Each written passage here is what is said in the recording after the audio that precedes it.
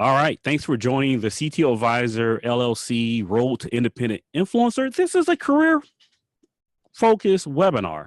So let's kick off by one painting this wonderful picture of what it's like to be an independent influencer. I left my full-time job 5 months ago. Actually, 5 months ago, I think, to today. And since then, I've visited Copenhagen on Tech Field Days dime. I've been to VMworld, AWS reInvent. I've appeared on the Cube at both AWS reInvent and at VMworld. The picture that you're seeing now is from DockerCon. I got invites to KubeCon. All of the conferences that you may want to attend as a influencer, as a blogger, I've been there, and I didn't pay my own way. It's if you look at the Twitter the Twitter feed, I'm living the life. Me and my beautiful wife and my business partner have been able to literally travel the world in the past 5 months, without, for the most part, spending our own money. So yeah, I'm living the dream. On top of that, I get really great feedback from people that have said my content has helped change their life. If you started blogging at any point, it was probably for one or two things, neither of which was to make money. The first was to, one, probably improve your own skill, because once you put something out there for people to review, read, it makes you a little bit more aware of your practice and what you do, and it forces you to basically get better at your job. The second one is probably, and these are probably interchangeable, you want to give back to the community. You want to be able to say to those who are starting out, you know what, don't do this, do that.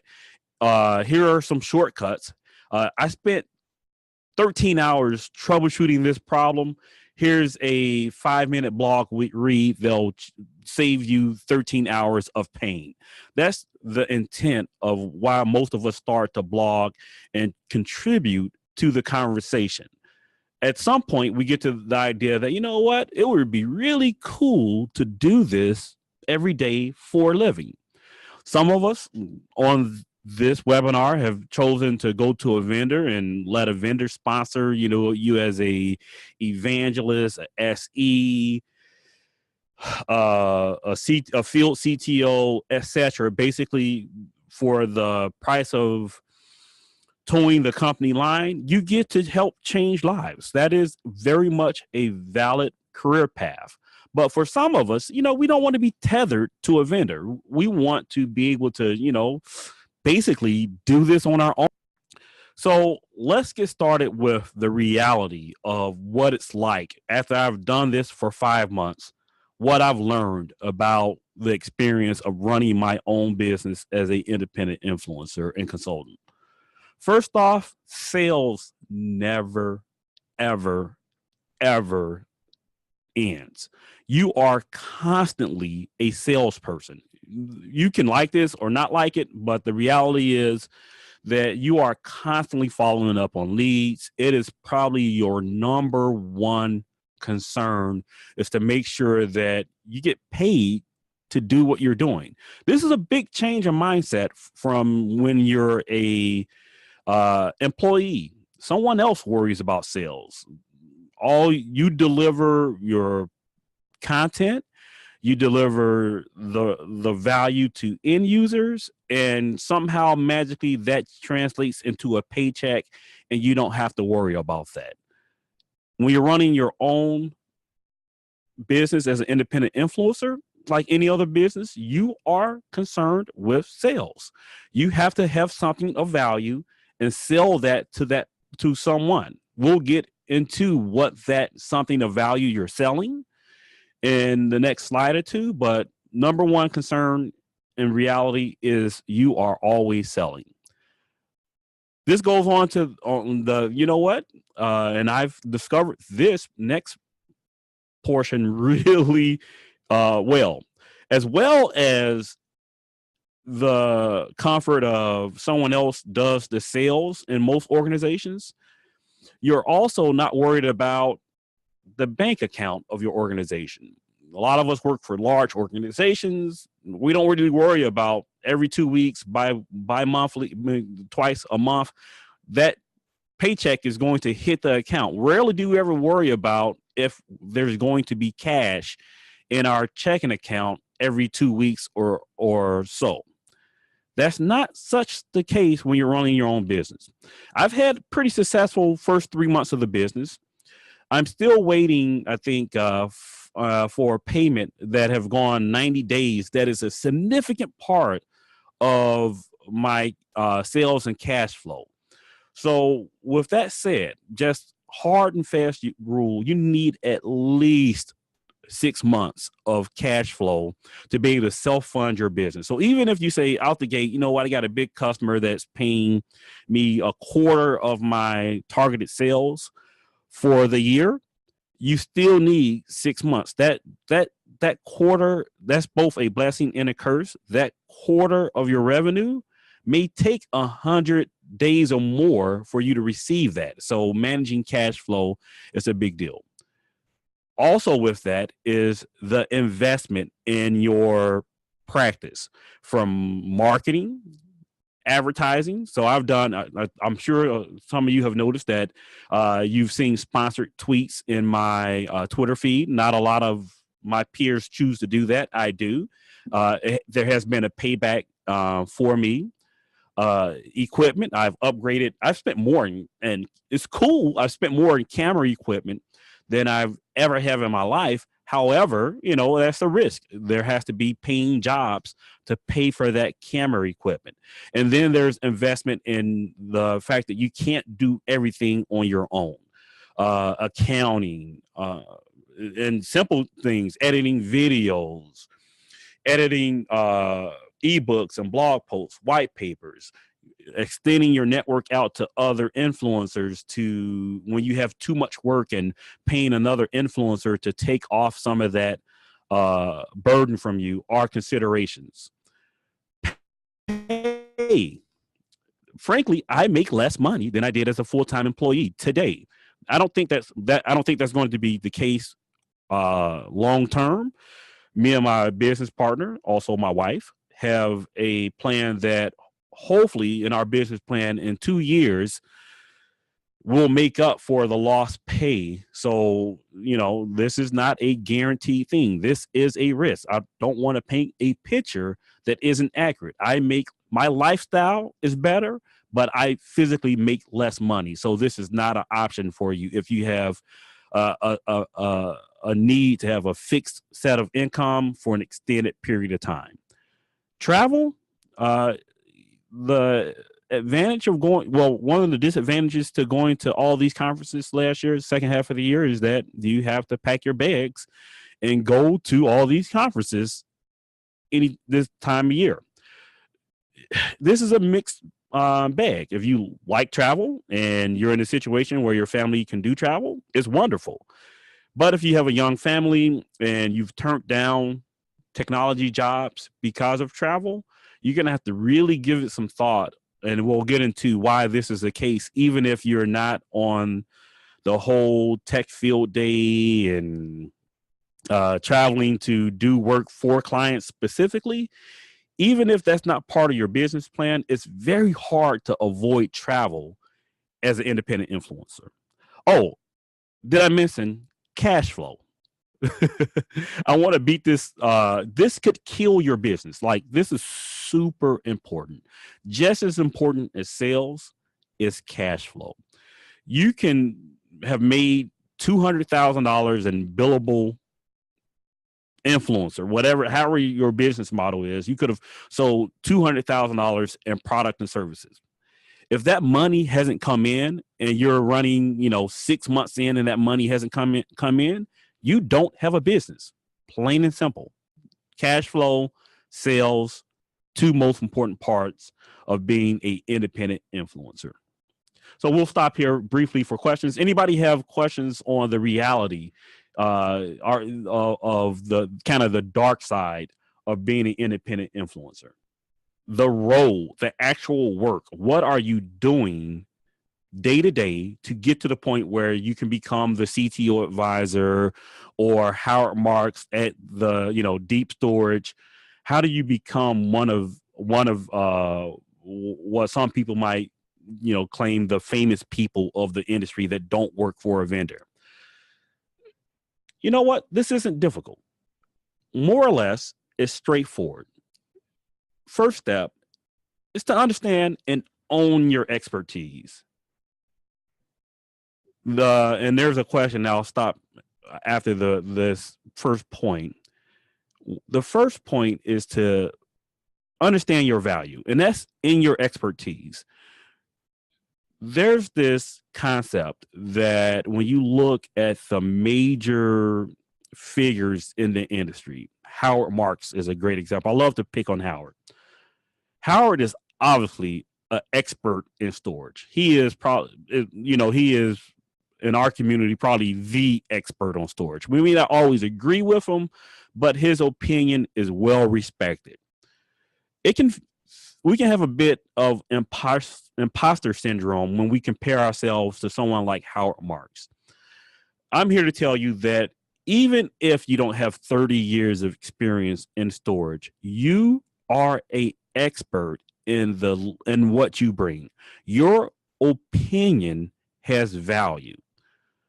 Don't ever forget that. You are worthy of sitting shoulder to shoulder with a Howard Marks, with a Keith Townsend, with a Justin Warren. There's nothing inherent in our personalities or skill sets that make us better than you, that says that we can do this and you can't. You can do this. You have expertise and value. So let's first get that out the gate. So one of the questions on the previous slide is, how do you deal with stress of uncertain cash flow? What are your tips for coping with that stress? That's a good question. Last night, this is, just as transparent as I can get.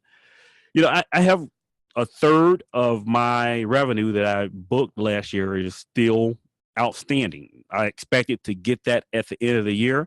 I have a red line that I said I will not go into my savings beyond this point because I need this money to look for a job if this thing fails. I got dangerously close to that red line. My personality, I think, helps deal with that stress. I simply don't care. That's just an inherent part of my personality. If I lost everything, it would hurt, but it would not bother me.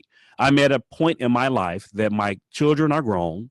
I've helped them through college, and I'm at a point that I can take this risk. At the onset, I took the risk of starting a business, knowing that worst case scenario, I'd have to start all over again from a financial perspective. So I know that's probably not the answer that most people want to hear, but that's what works for me. Is that, you know what, at the end of the day, if it doesn't work, it doesn't work, and I have to go back and find a job, and I might spend the next couple of years catching up. I'm in a unique situation that I can do that. So that answers I hope that answers the coping question, at least for me. The second point, back to building influence. So what I should have started out this slide with saying is, at the end of the day, when you want to become an independent influencer, this may sound simplistic, but it's a eye-opening statement. You are selling influence. If you're an independent influencer, no matter what your business model is, when you take on that title, you are selling influence. That sounds dirty to some people, but the bottom line is, if the thing of value that you have, whether it's selling it to enterprises, end user enterprises, or to publishers, or to marketing departments of large vendors, you are selling influence. The reason why someone sponsors your content, someone puts an ad on your blog, an end user buys a research paper that you perform. Yeah, they get knowledge from that. But I guarantee you, even for the end user organization, because you've built a brand and because you've built value based on your expertise, your audience is going to take your content and use that to influence someone's decision on enterprise IT. That's plain and simple. So first step is to value your expertise. Your expertise has value to an audience. You need to identify that audience. Who benefits the most from your expertise? For me, I made the shift from, many of you remember me as virtualized geek, and I was a deep virtualization expert. I noticed my career took me in a different direction. I started to get lost in some of the technology conversations. I was no longer a leading expert in virtualization, and I became more influential, and my audience started to build at that management and CTO level. I made the difficult choice of abandoning the the virtualized geek brand, and focusing on my audience. So my second point with audience is, where is your audience? Go there, not got there, but go there to your audience. Wherever your audience is, that audience may mean that takes you away from your comfort zone. You may be comfortable sharing on Twitter or wherever, or a vendor's community blog. You need to go to where your audience is. In my case, my audience is in LinkedIn. Executives and enterprise high-level influencers like to be on LinkedIn or YouTube or wherever your audience is. So go to your audience. Sounds simple, but it helps to build influence. And the third point, contribute. As I look at the list of folks on, I think each one of you guys have a blog, and I've read at least a blog post from you in the past year. So that is step one in a form of getting your content out there. You have to get involved in the conversation. The reason why your expertise has perceived value, or the reason why my expertise has perceived value, is people can frankly Google Keith Townsend content and find my thoughts. People have to be able to find you. So get involved in VMUG.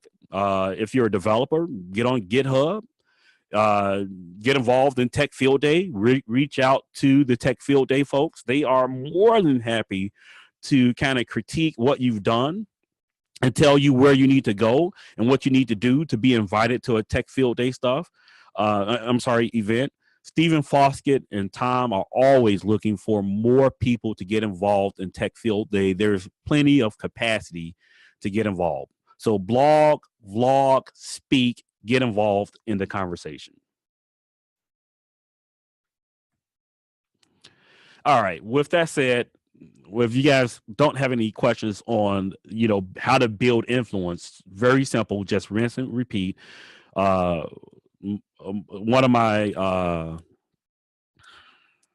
mentors in the industry is Greg Farrell, and he likes to say the whole influence thing, do it to the part where you're obsessively stupid, is to paraphrase what he's saying.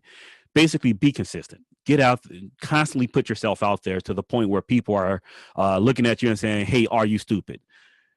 LinkedIn is my platform for doing that. When I meet people in real life, consistently to a person, is that, "Keith, I've seen your LinkedIn posts. I don't know what you're saying in them half the time, but I know that you're a technology expert, and not sure what your expertise in, but we see you all the time." And that has led to a varying degree of business opportunities. And this is what I wanted to talk to you guys about mainly, which is the business models. How do you actually make money from being an influencer? I get this a lot outside of the tech industry.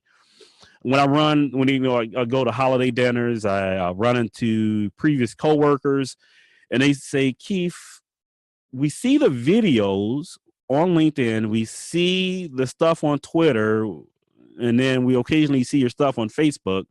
But how do you make money? Like how are you feeding your family?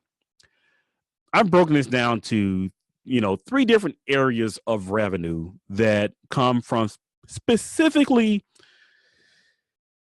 being an influencer. So I do some consulting work.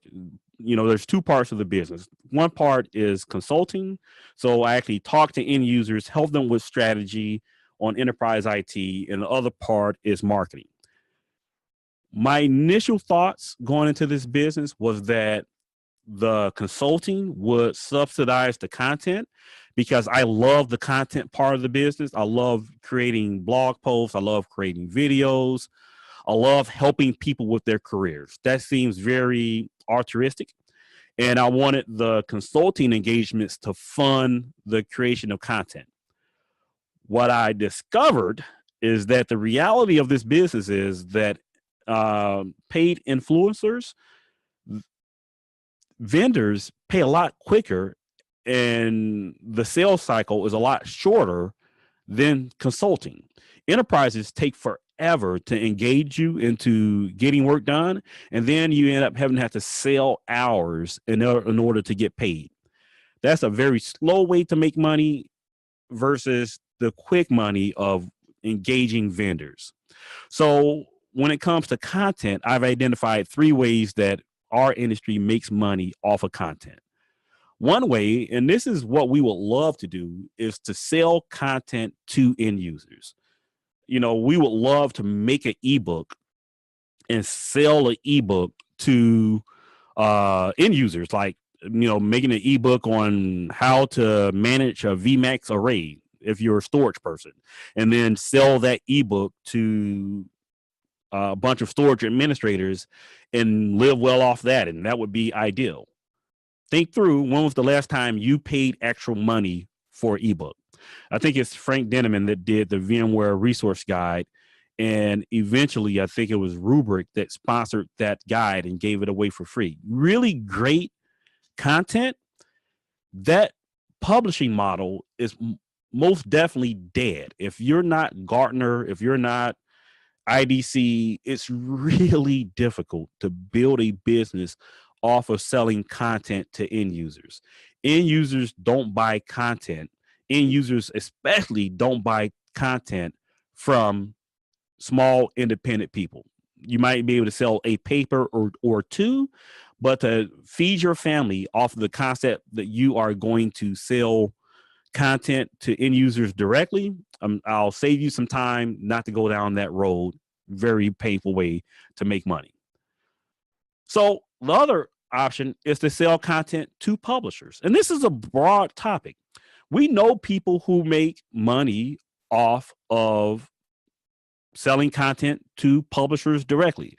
I think a great example of this is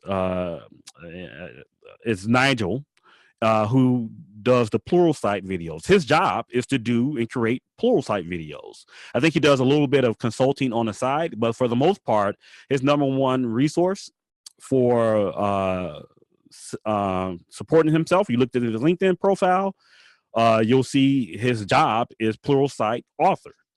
That is a way to make money. If any of you have ever gotten paid for blog posts, that's a tough way to make money, to say that I'm going to sell blog posts every week to Tech Target, CBSI, the list goes on and on, Virtualization Review. You can look at all of the major sites that will actually pay you to post. That's a great way to make side income, but it's really hard. Publishing is a tough business. So it's really hard to find a model in which you're going to create content, sell that to a publisher, and the publisher monetizes that content. It is a great, I still use it as a way to subsidize my income, but I would say it's less than 20% of my income comes from selling content directly to publishers. The primary way that I make money today is sponsored content. And we like to call this in the industry content marketing. And this is where, you know, you need to be careful in your independent voice and being completely, you know, transparent. This is the part that I struggle with the most because vendors want one thing and you want to offer, generally, at least I want to offer something that's very different than what vendors always want. A vendor would, a lot of vendors would love for you to say, hey, in my voice, Keith Townsend endorses X product and they pay me X dollars to do that. I could sell that as a product. That's not what I sell as a product when I'm doing content marketing. What I sell as a product is me saying something along the lines, this big topic is a challenge in enterprise IT. Here are the 3 different ways in which you can solve this problem. Whether that's in the form of a webinar, ebook, video, blog post, podcast, etc. The vehicle is not as important as the content itself. The content is that my audience that trusts me has a problem. I have an opinion as to how that problem can be solved. That opinion has value. The fact that my audience values that opinion is valuable to the vendor. I can put the vendor in front of my audience, but what I will not do is tell my audience to buy from the vendor. Big difference. So when I say we sell influence, what we're selling is the ability for a vendor to get in front of your audience. Never ever confuse the two. You endorsing a vendor versus you giving a vendor access to your audience. Your audience is probably the most valuable thing you have.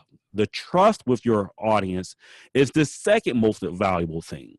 So be careful when you're talking to vendors about sponsoring your content on what it is that they're buying.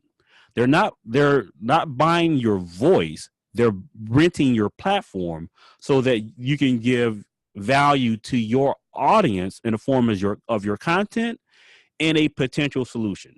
So I'm sure you guys have questions on the business model part of it, because this is the only slide on business model, and I meant this to be a conversation. So ask away. And while you're asking questions or preparing or typing your questions, I'll go to the next slide.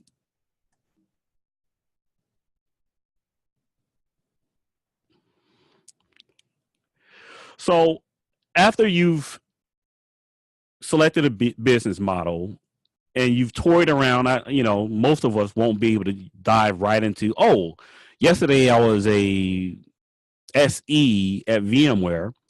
I don't really have an audience and I'm ready to become a paid independent influencer. So I'll quit my job and start that. It takes a while to build up to that point. I was the virtualized geek for at least 4 or 5 years, I think. Then I was CTO advisor for another 2 years. Spent probably 7 years building my audience, building my brand, honing my skill, running the CTO advisor as a side business for a couple of years before I took the dive into the CTO advisor. Now that I've taken the dive into the CTO advisor, how do I keep it up? How do I keep selling? How do I ensure that I'm adding value that vendors and customers, when I'm doing strategy work, want to purchase? First stop, you're always need to take the independent, forever learning attitude. Don't stop learning. Just because you don't have a full-time gig doesn't mean that you can stop and you don't have a boss to directly report to and talk about how you've self-improved or the need to interview, etc. You can never stop learning. And this isn't like rocket science. You need to attend training and trade shows. You need to have a home lab.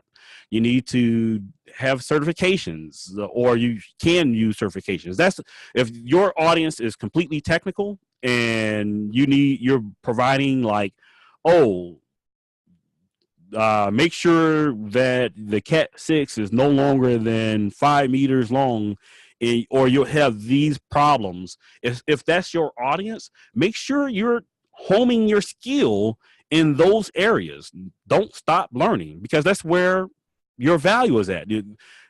Just because you no longer work for Dell EMC, HPE, IBM, or GE, end user organization, doesn't mean that your responsibilities to learn technology end. You got to keep adding value in areas that you earn value. Second one, and we pick on the Gartners and IDCs of the world that, it seems like they read this stuff in a book, that they really never solved a business problem. They're not dynamic enough to know the pain points of when you install a VMAX array, that you need to choose X options. They just, kind of gloss over those details, and they start to lose a little credibility. In my world, the same is the case when it comes to management challenges. If I'm not actively helping a company solve a management problem, then eventually my skill set and content becomes stale. So even if you say that I'm going to sell to your content to a publisher 100% of the time, you found the model that worked, aka Pluralsight, take the occasional consulting job. Nigel does this. He takes the occasional consulting job. As technology moves forward, you still need to stay relevant. You can't constantly call on your bank of knowledge forever. That bank runs dry. So a consulting job is one way to bring in to refresh that bank of knowledge that you have. Another one is, if you're a developer, open source projects. Get involved. You're staying in the community. You're solving problems. You're getting feedback. Open source is a great way to do that. So, good question for Mark is, without giving up the secret sauce, what are your typical traits of your customer segments? So, Mark, I'm not 100% sure on the question. I have no problems giving up my secret sauce. There's really no secret to doing any of this. I don't know if you mean secret sauce as in NDAs that I have with customers, or secret sauce and the value that I bring. One of the great things about being an independent influencer is that you have to have the nerve to step out into the ledge and jump off of the platform. I'll tell people, I'll be completely honest and tell people everything that I do. You still got to have the nerve to do it. So there's that. And even if you do, I welcome what I don't perceive as competition. The more people doing this, the more it validates the business model and the more opportunity it creates, in my opinion. From traits and customers that I look for my area of influence, I look for typical customers that I would have worked for as a full-time employee when I do management consulting gigs. So Fortune 500s, large companies with complex legacy IT systems that are looking to move to a more hybrid environment are right in my wheelhouse. That's the wheelhouse of my content. That's the wheelhouse of my expertise. Those are the problems I have passions on solving, and that's where I focus my energies. When someone reads my material, they read it from the slant, or consume my material, they can read it or consume it understanding that the slant is from a large enterprise perspective and not an SMB or even commercial perspective. Pretty I think salient point that you need to know your audience. So with that, we're going to wrap up. I saved a few minutes at the end for questions. Let's have open questions. Any topic that I didn't, this is your opportunity to ask questions on material that I presented, or material that you were hoping to get, that I would touch on and didn't get a chance to talk about. a couple of great resources that's helped me out a lot is the contentmarketinginstitute.com. If this is the first time that you've heard the term content marketing, contentmarketinginstitute.com, great podcast, blog, etc. They ended the podcast this past year, but they have 200 and something episodes of great content talking about this concept of content marketing. They mainly talk about it from the perspective of what in our world of vendor marketing, but amazing content, just understanding what value does our content have, and how can we sell that to marketing departments inside of vendors. And then the other one is a really getting like long in the tooth. I can't believe it. Long in the tooth. I can't believe this is 4 years old now. But Howard Marks and Stephen Foskett joined